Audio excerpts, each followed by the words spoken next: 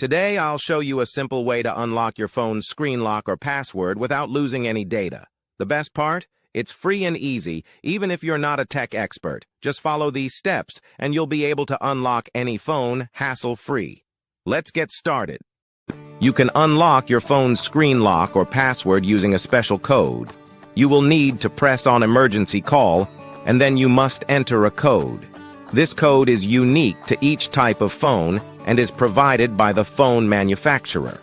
In this video, we're using a code that works specifically for the type of phone we're demonstrating. Here's how you can get the code. Visit this website that provides unlock codes for free using a unique method. And that's it. Now you can unlock your phone without losing any data. See you in the next video. Bye.